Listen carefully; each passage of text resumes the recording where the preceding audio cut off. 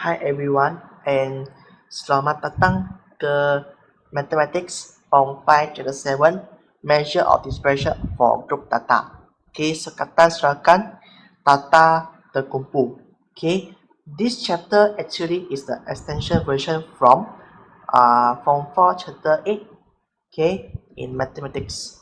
Okay, so before we start our class, okay, you need to know what is the variance, what is standard deviation, how to calculate variance and standard deviation, mean, median, mode, and other things. Okay, so you need to know so that you can move further our new topic. And because for this topic, some formula or some equation will be confused to you, so you need to be you need to be differentiate between the two things. Okay, in our form 4 we learn about all the things in ungroup, but today we learn is all the things already be grouped and already be a class or a data. Okay, so before that you need to know what is the class. So class interval is actually a group. It's a group that already divide, already differentiate, okay, in different groups. Means one data already cuts off in different groups. They are already being divided, okay, in different groups. Okay, and to determine the size of class interval, okay, we use the largest data value minus with the smallest data value and divide with the number of classes. Okay, number of classes means how many division that you how many division in the whole class interval.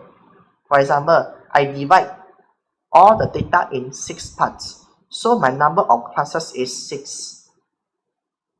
Okay, class interval can use for this one age range. For example, okay, like 1 to 6 years old is for the kids, like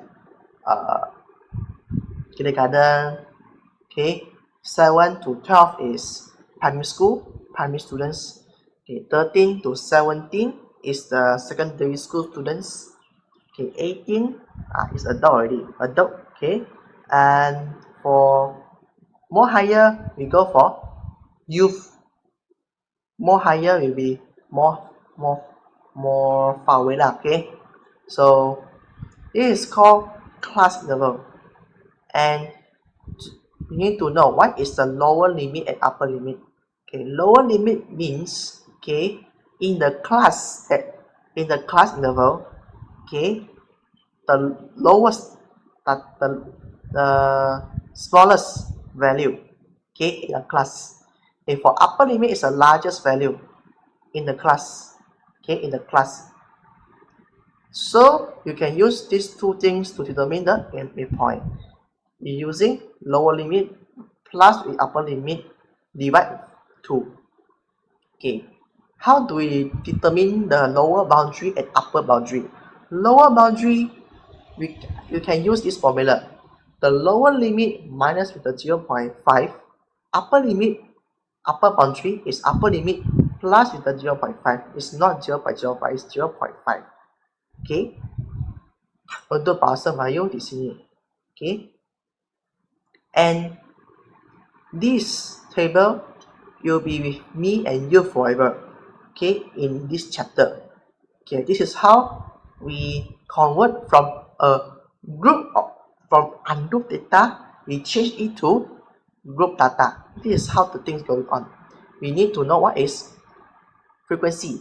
Okay, frequency means, okay, in this class, how many data are saved in the class. For example, in this range, okay, we have 2 data in this range, so frequency is 2. Okay, we know about lower limit, upper limit, midpoint, lower boundary, upper boundary. And next, okay, frequency also can be cumulative. What is cumulative frequency? Okay, Cumulative of a class interval is the sum of frequency of the class and the total frequency of the class before it. Okay, so actually this thing is tell you about, okay, every frequency I will add up together until the last. For example, okay, I go shopping. Okay, first time I go shopping, I didn't get anything. I get zero. I didn't get any points. Okay, the return points. But in second time, I come to shopping. Okay, because I already have the points. Okay, when I already buy something, from there I get points. So I didn't use for it. So second time, I'll come here and buy something. I will get another reward, another return point. This is I didn't touch. I didn't use for it. I save it until I want to use it. So in many times, in n times. So that is called cumulative frequency. Kekerapan longgokan. Okay, this is how the things going on. Okay, and what is the use for cumulative frequency? If you use that for later, but we can use this table, okay, to determine one thing that is called histogram frequency polygon. Okay, we can use the data, okay, to construct a histogram and a frequency polygon. Okay, histogram we're using the lower boundary and upper boundary. Okay, and we need to remember is don't ever start our data with here, must be here, because 0 is here, here also will be 0, because from 0 to 69, okay, 69.44 and blah blah. Okay, from here to here we don't have anything here. Okay, we don't have anything here, so we put kosong di sini. And just because here it put nothing, so in frequency polygon, here will be, and for frequency polygon, we use midpoint. Means the midpoint is the titik tengah lah, titik tengah. And we will put the frequency polygon like this. This is the contour lah, example like this. Okay. So this is how we draw the histogram. And for the the frequency polygon, this is how the things going on. Okay, and when we know how to draw this one and this one, we can already know the shape of the data, distribution shape of data. Okay, we have 4 types here. Basically we have 4 types here. Okay, all the data can be different shape. Okay, first one is a bell shape, means all the data is distributed in a symmetry way, more symmetry. Okay, it's balanced. Okay, from go down to down, all is the equal. Okay, it's balanced. Like this is uniform shape, means okay, all the things, okay, look like uniform, but sometimes they will be here low over a bit, not too lower, but still is uniform. But for down there is skew. You already pencil, already go slide down. Okay, slide down a bit. Okay, for the right skew, I give an example. For the first month, okay, you get 6 ringgit from your parents to buy something. Next next day, okay, you get 12 ringgit because you have some extra classes, so 12 ringgit. And the days and the following days, okay, because you didn't attend any extra class, so your money just go by your money that you get will be go down. Okay, like this one you call as the right skew. All the money go down like this. For left skew, Okay, for example, okay, first month means the first day you earn 6 ringgit.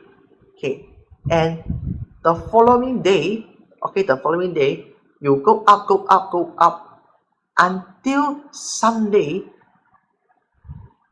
because okay, your shop just close, temporary close, so the money you earn will go down a bit, because on the day you didn't open your shop, so your money you earn will go down a bit. That's called left skew. And we can determine the detection shape using the hands. If skew to right, we follow the hand like this. Skew to left is using the hand like this. Okay, means all the data come this, like this. Okay, understand? So you already understand for this one. So yeah. So already done for the first part. Okay, the first part is actually telling we using the table, okay, to construct the histogram and the frequency polygon. But today, cumulative frequency also can actually, for the cumulative frequency we can use for this one. Okay, this one is like this. Okay, this is a frequency. We're using upper boundary to draw the or gift. Okay, and to cumulative frequency, okay, sometimes the given you need to draw, and before that, okay, you must start the curve with 0. So you need to put the data here 0, and you need to determine the size of the class first, so that you can determine this one. And the frequency must start with 0, 0 like this, and then you have all data ready. You can draw and draw curve, draw nicely. Don't use ruler to draw it. Draw it nicely. Okay, sengit sikit, tapi jangan sengit terlalu banyak, nanti salah. Okay, and I think, okay, just like this, and or give, we can using or give to determine two things. The first thing is quartile. Okay, quartile. Okay, the step to determine the quartiles. Okay, when you know how to calculate the quartiles, so you already get the three data, Q1, Q2, and Q3. We can using the three data, okay, by look through the or give. Okay, our total frequency is 16, and our first quartile is 15. So we draw the 15, we find the 15, and then we draw the line, the total line here, and touch the curve here, and we draw down until touches the axis, the horizontal axis. Okay, actually this is the position. Here is actually the answer for the Q1, Q2, and Q3. Okay, for this. Okay, before that you learn, you just using the formula can get the Q1, Q2, and Q3. But today, that one, okay, is for the ungroup. For today, we already determine the Q1, Q2, Q3, the position only, and then by using that one, we can detect the Q1, Q2, and Q3 for this data. This is how the things go on, and you can using or give to draw a cumulative histogram. Yeah, this is how the thing going on, and we also using the same thing we call as the upper boundary to draw the histogram. And beside quartile, we also can use percentile. Okay, or give also can be used for percentile. Percentile means, okay, a value that divides a set of data into 100 equal parts and it's represented by P1, P2, P3 until P999. Okay, if let's say I want to determine the 10% of the total frequency, I will use the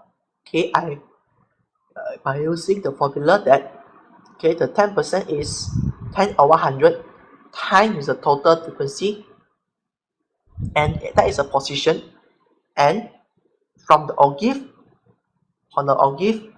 we detect the answer. We detect the answer, just same as what you do in the quartile. That is called percentile. And now already settled for the first part.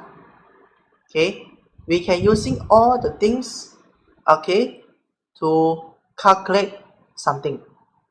Range, interquartile range, this one already know, no need to explain because this is already learned in Form 4. And to determine the variance standard deviation, variance sisihan PRY. I think you can look through your Form 4 textbook. In variance, in variance, our formula is what? The total x square, divide with the total data. Total data means the sum of the data, means not the sum of the data, the sum of the frequency, sum of the data, how many data we have, and minus with the mean, square it. And this one you need to square it, no. Means the whole data already be squared. And that derivation, I think you know, just put the square root. But in here, with different thing. F, already know is a frequency. X actually is a midpoint for the class interval. So we determine the variance by using this formula. The total of fx squared divided with the total frequency, minus with the mean square. It is how the things going on. And this table will always be used for this part. This is called the frequency. This is called the midpoint. Fx x squared, f squared. And some students ask, how about all the data? If I get the data here, besides for this, maybe you get the data is more than 3 decimal places. So how you detect? How you write the answer? The answer you can write is like this. In f, nothing. X here is the 1 decimal places. Then in x squared you put 2 decimal places. And for the fx, you can just stay like this, but equal one answer is becomes like this. Just put 1 decimal. If all the data all in decimal, you can put 2 decimal places. Maximum 3 decimal places for this. This one I think 2 is enough. 1 is enough, or 2 also no problem. Here and here maximum is 3 lah. 3 decimal places. Don't go for 4 decimal places because we have no enough space to write lah. Sometimes lah. So this is the box that you need to know lah. And octave also can be extend. Extend to a new things. From octave we can construct a box plot. We know about dot plot, the one the stem leaf, all that we already know. But now from octave we can construct a box plot. And this thing we call as the whisker, the sungut. Sungut. And all the points just like this. This is called the minimum, maximum. This is quartile 1, quartile 2, quartile 3. And all the dots here connect together except the Q2 didn't connect. Okay, Q1 just stop here, Q3 stop here, and you connect like this, like a box. Okay, if let's say, okay, the line and the box is in the left hand side is more larger, then we can set that as a left skew. Okay, tabulan penjung ke kiri. If let's say the right one, the right hand side one, the boxes and the line at the right hand side is more bigger, more larger, then we can say that is the tabulan penjung ke kanan. Tabulan penjung ke kanan, right skew distribution. And for the plus part, we just stop here, and we can using this all knowledge that we learned just now to determine two different data. Two different data, and from the two different data to determine the consistency. The smaller the standard deviation, the more consistent for the data. For example, got two candidates. Now the examiner want to choose candidates to participate important event, important pertandingan, the events. So you want to choose these two people, which one is more better. So by using the standard deviation, we can detect the data. Which students get more better result, more consistent, so that I can let him or her to participate the competition. The smaller the standard deviation, data more consistent. Also, we can using mean to detect the data consistency. For example, like this, we have two data here. For the first data, we see all the distribution more focused on here. So we take I think this more better, and we see this data, all the distribution more focused on the data lesser, so I don't think he can be chosen for participate something like. This is your first idea. Second idea is from the mean. You calculate all the things here. All the things here you calculate. Doing you find the mean. You compare these two mean. I think this one more better because I say the more larger mean, larger consistent. The more consistent the data. And the second idea. Third idea is here. You're using the standard deviation, more accurate way to detect the data consistency. You see the standard deviation is smaller, so you can say this data is more consistent and is suitable for participate important event.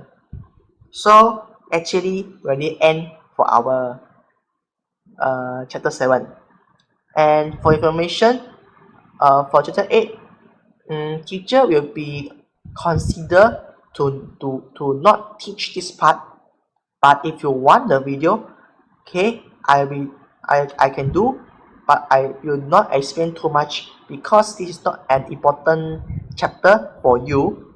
If you want to learn about this, I will be there. So let's conclude our lesson today.